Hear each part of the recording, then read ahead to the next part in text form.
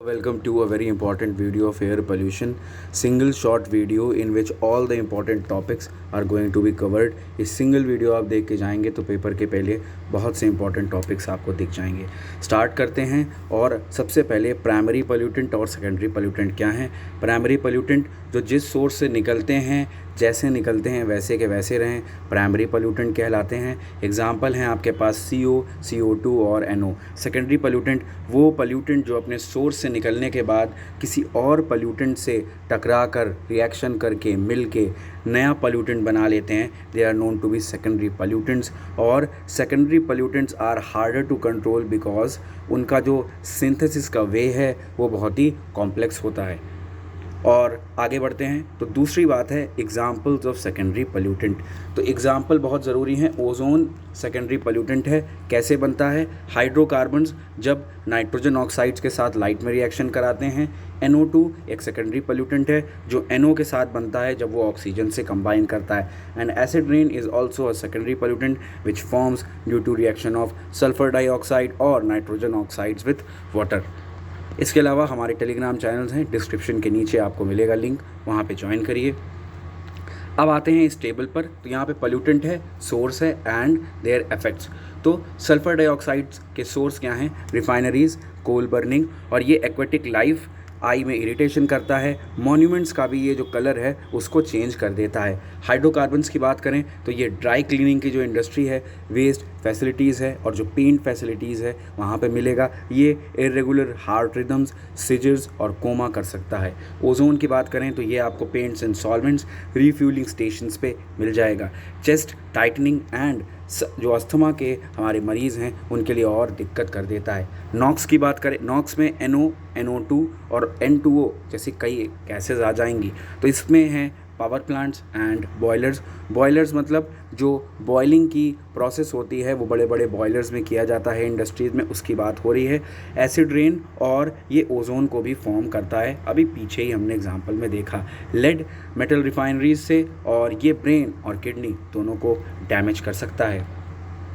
अब बात करते हैं मेज़रमेंट कैसे करेंगे। तो नॉक्स का मेज़रमेंट देखेंगे क्योंकि बहुत इंपॉर्टेंट है, ज़्यादातर क्वेश्चन में आता है। The first technique is NDIR, non dispersive infrared. आप देख सकते हैं ये स्पीशीज़ हैं और इनके सामने है इनकी एब्जॉर्प्शन एनर्जी, यानी किस वेवलेंथ की एनर्जी पर ये खुद को एब्जॉर्ब करते हैं। CO का आप देख सकते हैं 2143 सेंटीमीटर इनवर्स। तो इसे कहते हैं वेव नंबर, वेवलेंथ का जो अपोजिट होता है। तो इसमें क्या टेक्निक है? देखिए जो मॉलिक्यूल्स होते हैं they actually absorb infrared electromagnetic radiation and this is done only at specific wavelengths. यानी कि मान लीजिए हमने एक मिक्सचर लिया और उसको NDIR करवाया और उसमें हमने देखा कि 1617 या 1616 या 1618 सेंटीमीटर इनवर्स एब्जॉर्प्शन एनर्जी आ रही है। इसका मतलब वहाँ पर कौन सी स्पीशीज़ है? NO2 is present. So this can be viewed as a fingerprint for the molecules. एक और बात है, NDIR की तरह एक और है FTIR, Fourier transform infrared spectroscopy. ये भी इंफ्रारेड का ही एक स्पेशल वर्जन है। दूसरा तरीका है केमी ल्यूमिनेसेंस। केमी यानी कि कोई केमिकल रिएक्शन हो रहा है, ल्यूमिनेसेंस यानी लाइट की बात हो रही है। तो जब NO आप देख सकते हैं O3 के साथ रिएक्शन करता है तो ये लाइट का एमिशन करता है, और ये जितना ज़्यादा लाइट का एमिशन करेगा हमें उतना ज़्यादा क्वांटिटी NO की पता लगेगी। So the intensity of the light is proportional to the mass flow rate of nitric acid. यहाँ पे आप पढ़ सकते हैं। और इसको एक फोटो मल्टीप्लायर ट्यूब होता है, एक बड़ा सा एपरेटस होता है, उससे हम जान लेते हैं।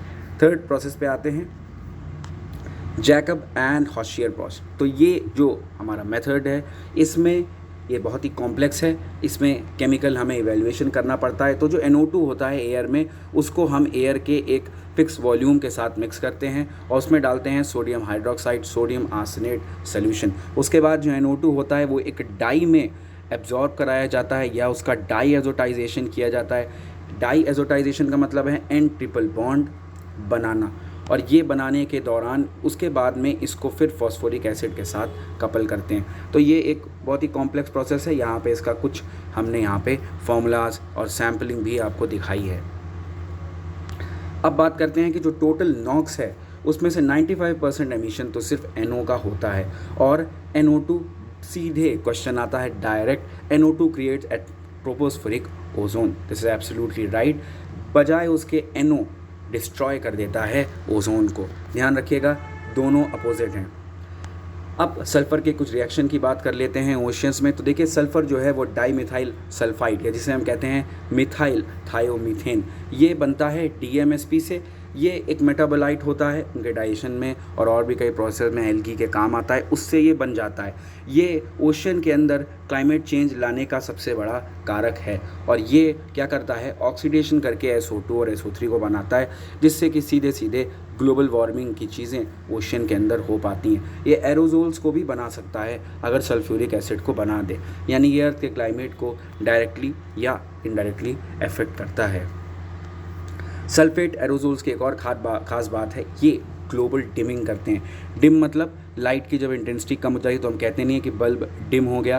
ग्लोबल डिमिंग एक ऐसा फिनोमिना है जो ग्लोबल वार्मिंग का अपोजिट है।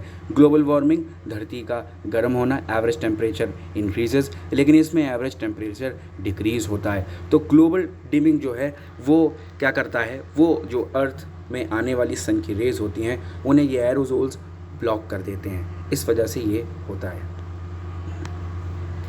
अब बात करते हैं हाइड्रोक्सिल यानी OH रेडिकल की। तो इसका लाइफ टाइम जो है वो 1 सेकंड से कम है। ये वाटर वेपर्स पर निर्भर करते हैं, क्योंकि वाटर वेपर्स में 2 आयन होते हैं, H+ और OH-, उसी से ये प्रायतः बनते हैं। लेकिन वाटर वेपर्स को इसीलिए हम कहते हैं कि ये क्लाइमेट चेंज या ग्लोबल वार्मिंग में भी एक हिस्सा रखते हैं। OH की जो कंसंट्रेशन है वो ध्यान रखिएगा, एटीट्यूड बढ़ने के साथ जैसे जैसे ठंडक बढ़ेगी ऊपर हाइट पर जाएंगे OH का कंसंट्रेशन कम होता जाएगा, क्योंकि एयर जो है वो कूल होती जाती है। इन रेडिकल्स के लिए वहाँ पर स्टेबिलिटी के साथ रहना मुश्किल हो जाता है और ज़्यादातर ये CO के साथ रिएक्ट करते हैं और 40% का काम यही है CO2 को बनाना। अब आ जाते हैं पर्टिकुलेट मैटर पर। तो पर्टिकुलेट मैटर यानी PM, जिसका एब्रीविएशन है, ये क्या है, ये वो पार्टिकल्स हैं जो डस्ट, डर्ट, सूट, स्मोक और लिक्विड ड्रॉपलेट्स में भी आपको मिल सकते हैं। बहुत ही लंबे समय तक एयर में रहते हैं, इसीलिए दिक्कत की बात है। 2 तरह के हैं, PM 2.5 और PM 10 आप जानते हैं। PM 2.5 यानी 2.5 जो इनका मीन डायमीटर है माइक्रोमीटर, उससे ये कम रहें, और अगर ये 2.5 और 10 के बीच में है तो इन्हें हम कोर्स यानी कि PM 10 कहते हैं। इम्पॉर्टेंट बात है, बहुत इंपॉर्टेंट क्वेश्चन है। PM 10 जो है वो 100 माइक्रोग्राम्स क्यूबिक मीटर से ज़्यादा नहीं होना चाहिए, इसकी नॉर्मल लेवल है, और PM 2.5 60 माइक्रोग्राम क्यूबिक मीटर होना चाहिए। बात करते हैं रेडिएटिव फोर्सिंग की। तो the change in net radiation, जो नेट रेडिएशन है जो ग्रीन हाउस गैसेस की वजह से और एरोजोल्स की वजह से आपने देखा जैसे कि ग्लोबल डिमिंग होता है, इन सब के बाद जो नेट हमारे पास बचता है उसे हम कहते हैं रेडिएटिव फोर्सिंग या क्लाइमेट फोर्सिंग। ये 2 तरह की हैं, पॉजिटिव और नेगेटिव।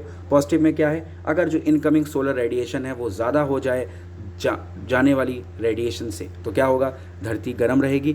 नेगेटिव रेडिएशन में धरती ठंडी हो जाएगी, क्योंकि जो रेडिएशन आ रहा है वो कम है जाने वाली से। These are absolutely opposite and vice versa. बात करते हैं क्लाइमेट सेंसिटिविटी की। क्लाइमेट सेंसिटिविटी है, देखिए हम फास्ट चल रहे हैं क्योंकि हम रिवीजन में हैं, इसलिए हमें थोड़ा सा फास्ट चलना पड़ेगा।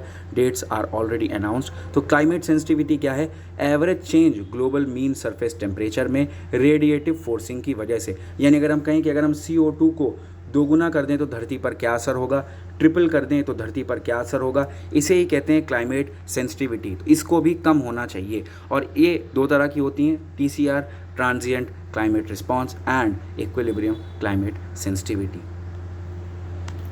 अब इम्पॉर्टेंट बात है, जितनी छोटी वेवलेंथ होगी उतना ज़्यादा UV रेज हार्मफुल होंगी, और UV रेज का बैंड होता है 100 से 400 नैनोमीटर, लेकिन टाइप है इनके 3, UVA, UVB, UVC।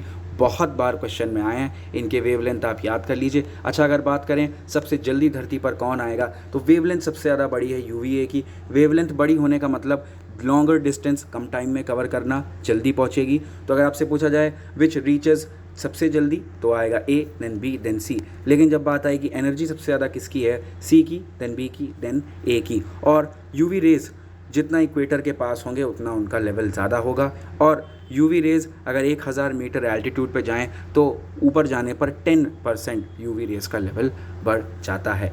This was absolutely a revision conceptual video. Thank you, share करें।